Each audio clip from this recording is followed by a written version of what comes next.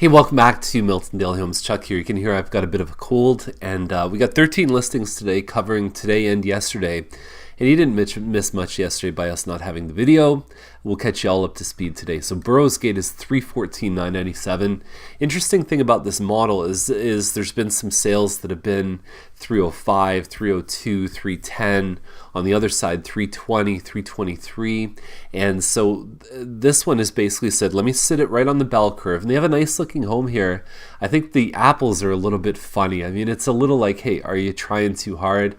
Another quick enhancement tip, get stuff out from beside the fridge. It always shows up in photos and it never looks good, but you have nice appliances here. You've got some hardwood floors.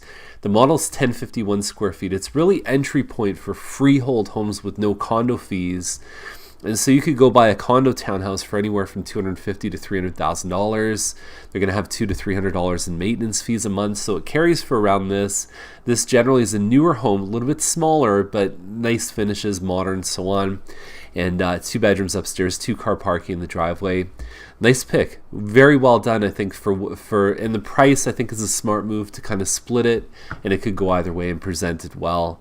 Short reads the same model as the other one, does not even compare. It's $5,000 more, but there's nothing about this one that beats the other one at all. And nighttime pictures never look good, so that one's just washed that one away. It'll never sell before the other one. Mowat Lane, there's no pictures, $425 for a semi. It's on a 17.65 foot lot, but I think that it actually widens out. It's got 133. It's not the part of Mowat that backs onto Main Street or anything like that. It's not a front back house. I don't have any other details besides this. I know the model in my head, but I don't know how big it is off the top of my head. So Brassard is $429, and so this is a Rothmel model. I think it's about 1,800 square feet. It's 3 bedrooms. I think it's ruined by subpar photography. They've got a great looking kitchen here, moldings, pot lights. They've got the upgraded hood fan, the center island. They've even done the darker island with the lighter cabinets. But the photography, the presentation, just I don't think is up to par. And so this one backs onto other homes. They've done a privacy screen here. That's the double garage where this deck is over top. So it's a townhouse. But it's got the double car garage, probably the cheapest way to get a double garage in town, especially in the new parts. So yeah, presentation subpar. Duncan Lane 429.9, and so you can see this is a corner house with a double car garage in the back, the one right beside it, and this one here is 1761 square feet plus a finished basement. This looks like a lighter laminate floor. They've got lots of pot lights in here. I don't know if that's to everyone's taste. It's a very modern look inside. They've done a little bit of a retro look in the bedrooms. Nice design. I mean, I think it's probably going to present really well.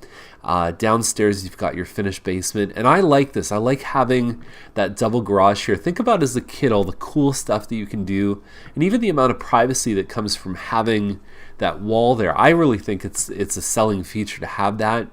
What's not a selling feature is being right across from train tracks, although what we've seen is that it really hasn't affected a lot of the homes on Duncan Lane in terms of selling price. We've seen the sale price has been almost the same as the streets that are inside the subdivision. For me personally, being across from train tracks would be a bit of a deal breaker, but there's a buyer for every home, and we're not seeing those adjustments, so good for them. Cedar Brae is $479. It's a 4-bedroom in Dorset Park. I think that's what's going to give this one the juice. It's got a good frontage at 68 feet. And yeah, the home looks okay. I think the combination of the big lot plus the 4 bedrooms at 480, you really can't beat it. This neighborhood is funny because every sale seems to be higher and higher. There's just a real strong demand for older Milton homes right now. And I've done the analysis. For every 10 homes in the new area, there's 1 in the old area. So we're talking about a 10% supply, and so that certainly has a positive effect on the prices. It's just the lack of good inventory at most times of the year. Hepburn is $527.5. It's a Thistle Bay. It's more than 2,200 square feet, single car garage. It's got a separate living dining, so I like that you could put an office or a living room or whatever you want in there, kids playroom, dining, plus you've got your kitchen family. Now, if you're going to do a blue backsplash, I really believe this is one of the reasons this home is not selling. I think that you need to tie it in with something. It means your wall color needs to have some sort of resemblance. Your counter, even like a grayish counter, can kind of tie that in. Again, I'm not a designer. I'll never be on HGTV as like Sarah Richardson's replacement, but I do understand that that looks out of place. It looks like it doesn't belong with the rest of the home. And there's a lot of nice things. There's even a little computer desk right here. The dark hardwood floors, they've upgraded some of the lights here. A couple pot lights in the master, which is huge. There's a laundry upstairs. There's your pond right across the road. And they've got a great backyard. So this is priced well based on all the other Thistle Bays that have sold. But I just... it's really, the backsplash is the only thing I can say bad about this home, but the kitchen is such an important part of a home that people can get picky, and when there's a lot of selection, it makes it that much harder. That's one of the largest homes that you'll find in a single car garage. So from a price point standpoint, you start bumping up against the double car garages. Ellis Crescent 574, it's a bungalow with a loft, 40 by 102 foot lot. And remember, a bungalow has more of a footprint than a two-story home, so it does take up a bit more land. It doesn't look like it's a full double-car garage. A quick cheater way of looking is to say how many panels. Not perfect, though, because I have seen full doubles with 6 panels, but for most of the builder homes, that equals a 1.5 car garage.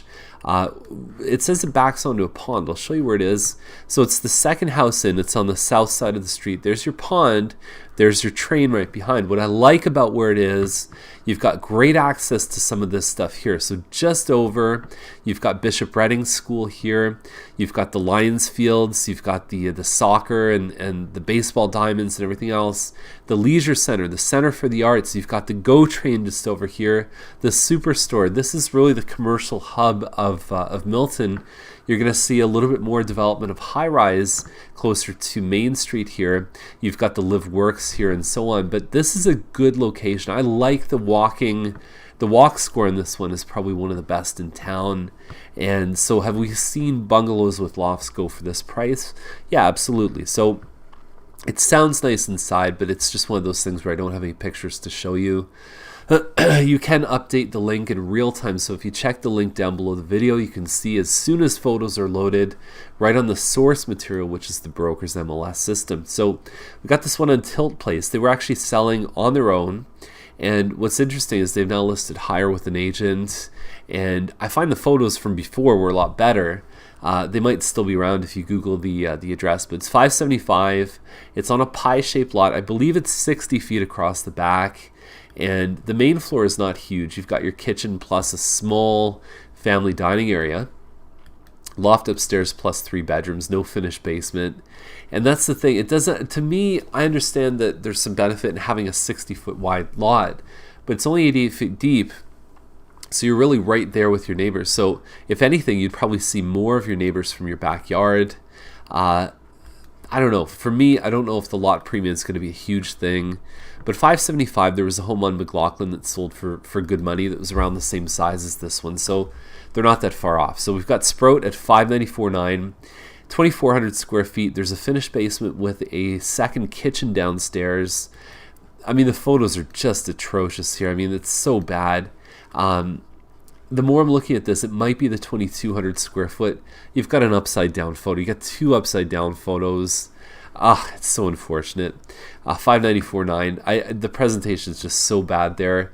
Giddings, we move over to the Oakville Milton. Giddings is 459, linked by the foundation, but functionally very much like a detached home. And so inside you've got front living dining plus your kitchen and family room. And at $459, really, this is, I think, good value. It's 1 street away from Duncan Lane and the train tracks we mentioned. So you're going to hear the train, but there's nothing wrong with this one. I think that it's got a lot to offer at $459 compared to what else is sold. And we've got this one on Derry Road, so it's west of Twiss. Going right down, there's no inside shots. All we have is this plus a workshop, which you could probably fit, I'm guessing, I don't know, that door looks pretty big. You could probably fit about 4 cars in here if you wanted to, if you were a hobbyist. At $625, looks like a pretty good deal. If the inside is nice, it looks like it's kept well from the outside. I'm really Excited about this one on Derry Road. There's no inside shots of it, but where it is, it's right at Derry and Bell school line. I sold one probably about a year and a half, 2 years ago for $600,000. It was a bungalow, needed lots of work, and it was on 1.3 acres. We're talking about 4 acres here. And look at some of the photos of the escarpment. That is beautiful. There's unbelievable views here. You're right up the road from Spring Ridge Farm. I think that it's nice and close to town. You're in the escarpment protected zone, so you're not going to really see any development around here. You're going to see some homes being renovated.